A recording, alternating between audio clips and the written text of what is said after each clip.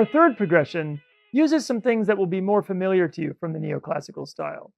It's simpler to look at the progression as starting in A harmonic minor, modulating to D harmonic minor, and then to the key of B. That's because, while in the keys of A minor and D minor, we're only using the sharp 7th and never playing the natural 7th.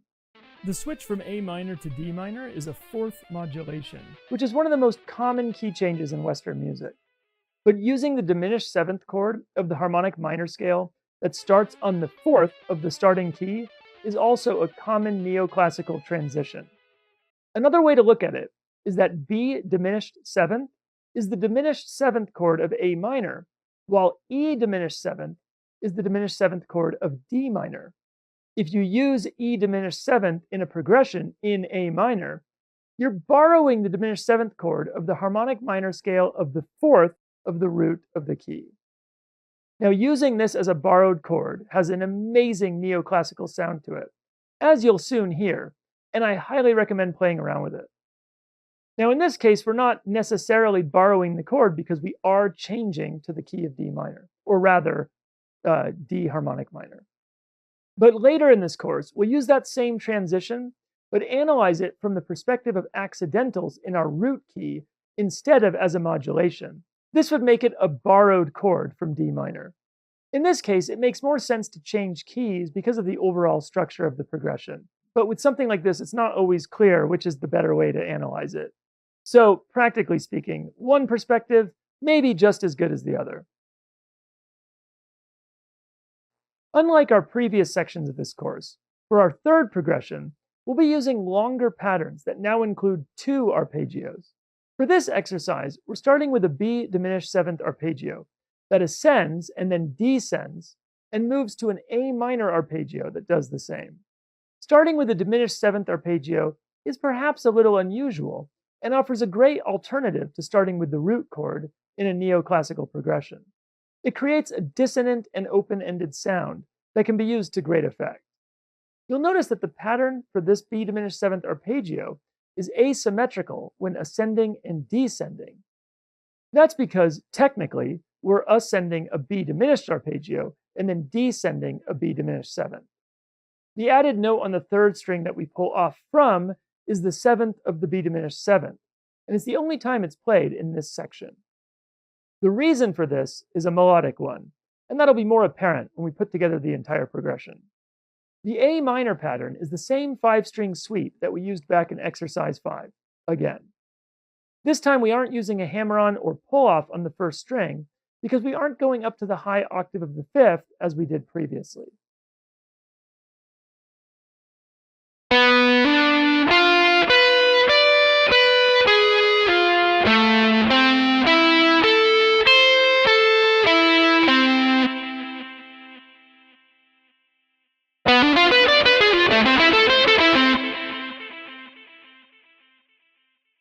Now we have another section that starts with B diminished 7th and moves to A minor. In this case, the B diminished 7th arpeggio is missing the F, or rather, its flat 5th. The full arpeggio is made up of the notes B, D, F, and G sharp. By omitting the F, we're playing something that's the equivalent of a G sharp diminished chord, the triad of which is made up of the notes G sharp, B, and D. However, because of the fact that we're in the key of A minor, and because of the context, it's both more useful and accurate to see it as being a B diminished 7th chord, simply missing its flat 5th.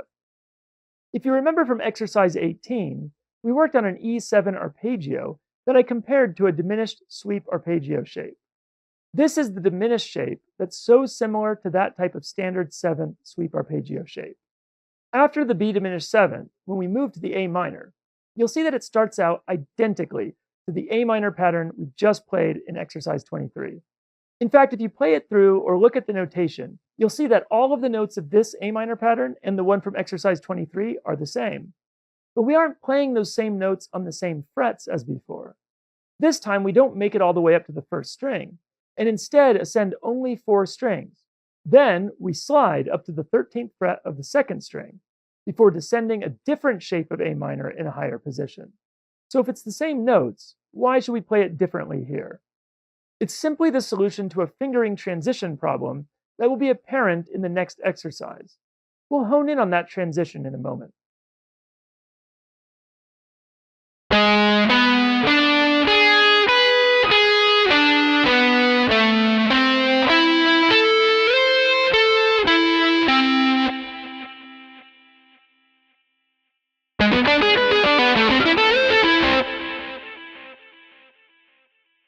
This next exercise is unique in the overall structure of this course, as it's the only example of us breaking down a transition between two of these sections of a progression.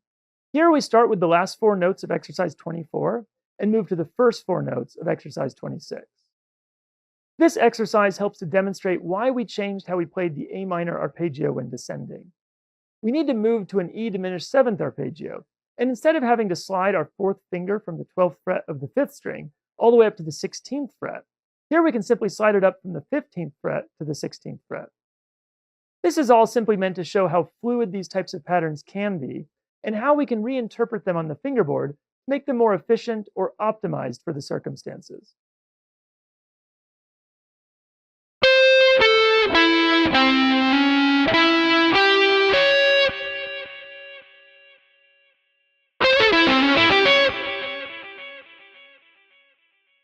Now we've reached the point where we've modulated to the key of D minor.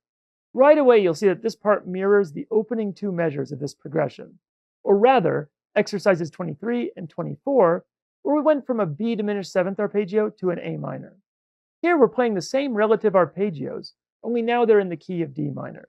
Both the E diminished seventh and D minor arpeggios here should be familiar to you by now. This exercise isn't identical to either exercises 23 or 24, but everything found here is covered in those two exercises.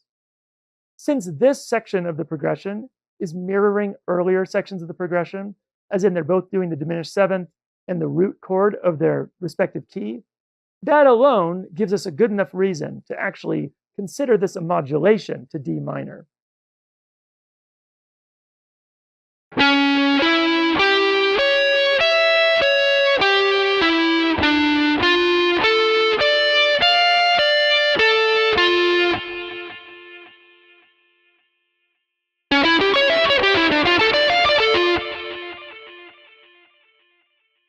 To finish off the progression, we modulate to the key of B, that's B major.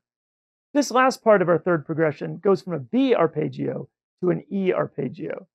Unlike any of the other parts of this progression, we're now starting with the arpeggio that is the root of the key we're currently in.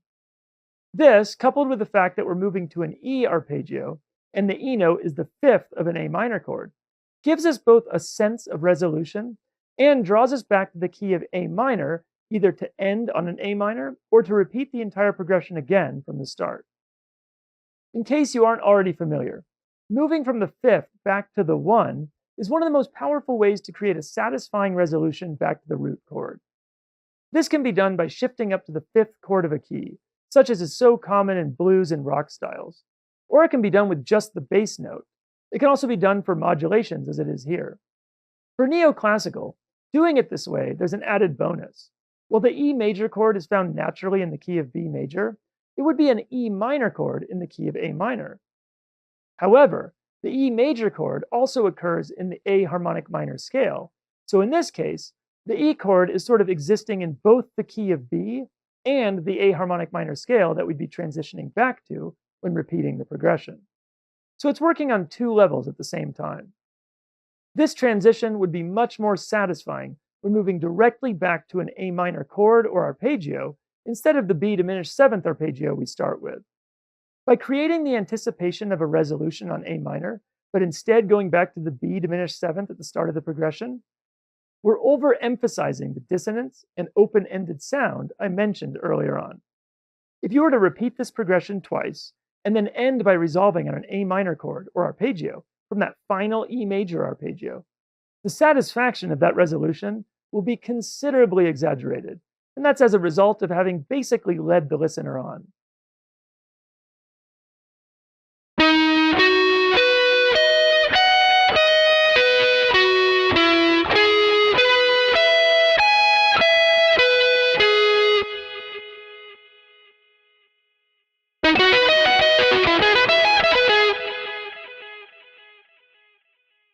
And then we come to the full progression. When you're ready, you can put it all together.